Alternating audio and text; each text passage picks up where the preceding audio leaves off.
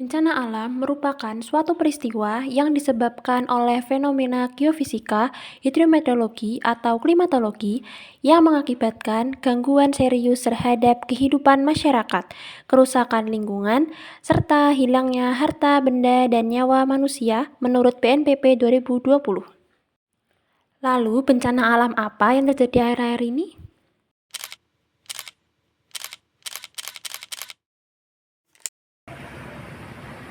Hujan yang mengguyur kota Semarang, Jawa Tengah sejak beberapa hari ini menyebabkan banjir di kawasan Pantura, Kaligawe, Semarang.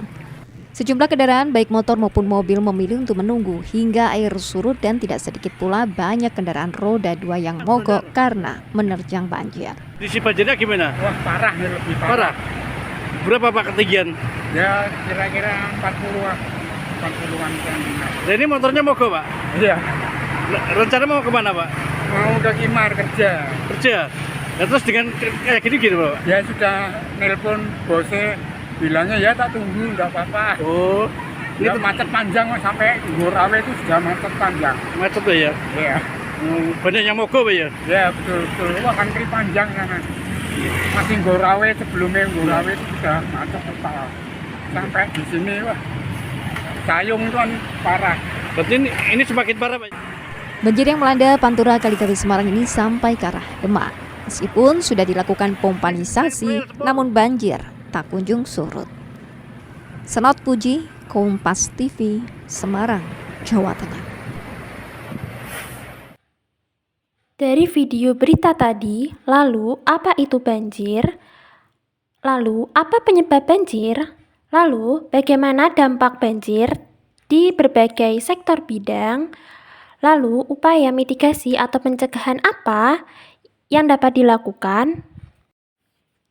Banjir merupakan peristiwa hidrometeorologi yang ditandai dengan meluapnya air ke daratan yang kering akibat curah hujan tinggi, lelehan salju atau masalah lain mengakibatkan air tak dapat diserap cepat oleh tanah atau drainase yang buruk yang mempengaruhi merugikan kehidupan manusia menurut BNPB 2023. Penyebab banjir yang pertama yaitu rob atau naiknya air laut. Naiknya permukaan air laut melalui sungai dan saluran drainase menyebabkan banjir, bahkan saat tidak terjadi hujan. Fenomena ini umum terjadi di wilayah yang ketinggiannya sudah rendah. Yang kedua yaitu curah hujan tinggi. Hujan dengan intensitas yang sangat tinggi dalam waktu yang singkat dapat menyebabkan volume air meningkat drastis. Jika tidak didukung oleh sistem penyerapan dan saluran air yang baik, air hujan akan cepat membanjiri area pemukiman. Yang ketiga, drainase yang buruk.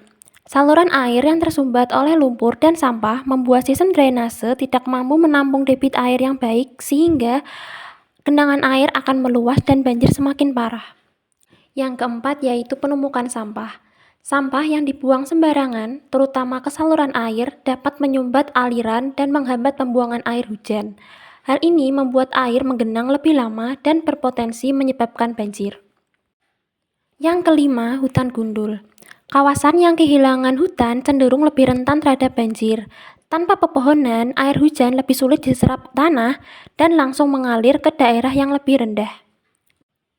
Yang keenam, penurunan muka tanah.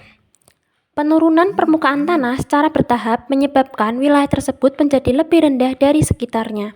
Ini membuat air lebih mudah menggenang dan sulit mengalir keluar, terutama saat rob atau hujan deras terjadi.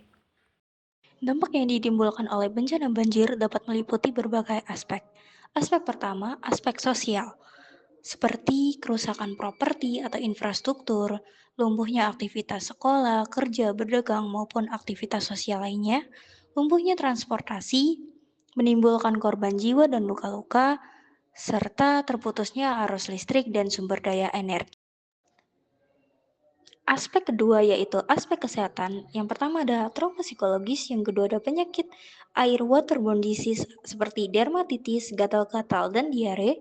Aspek selanjutnya adalah aspek lingkungan seperti sanitasi yang buruk menyebabkan krisis air bersih dan terganggunya ekosistem lingkungan.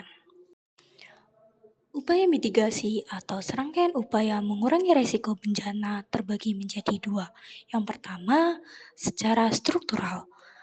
yaitu pembuatan tanggul dan bendungan, perbaikan drainase, dan pemasangan pompa air. Yang kedua ada secara non-struktural, seperti penyuluhan, pembuatan tata ruang berbasis resiko bencana, simulasi dan pelatihan evaluasi, dan meningkatkan sistem peringatan dini banjir.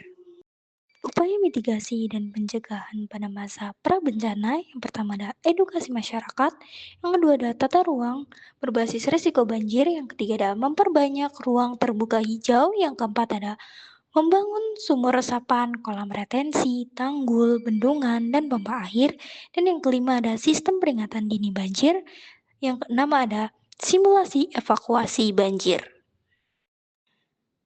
Upaya mitigasi dan pencegahan selama bencana. Dalam bentuk pencegahan dapat seperti informasi banjir cepat dan akurat, tutup akses ke zona bahaya, dan mengamankan instalasi listrik maupun gas. Upaya mitigasinya dapat seperti evakuasi warga ke tempat aman, aktivasi posko darurat, pompa, dan sekat aliran air, dan bantuan medis darurat. Upaya mitigasi dan pencegahan pada pasca bencana. Dalam upaya pencegahannya dapat seperti evaluasi saluran dan tata kota. Yang kedua ada perbaikan regulasi daerah aliran sungai, pendidikan pasca banjir, dan upaya untuk mitigasinya dapat seperti rekonstruksi infrastruktur tahan banjir, relokasi dari area rawan banjir, layanan psikososial untuk korban, dan peningkatan sistem peringatan dini. Jadi, dapat kita simpulkan bahwa banjir di Kali Gawe disebabkan oleh faktor alam dan manusia, seperti rob, curah hujan tinggi, penurunan tanah, dan drainase yang buruk. Dampaknya dapat terganggunya transportasi, kerugian ekonomi, adanya isolasi warga, dan masalah kesehatan.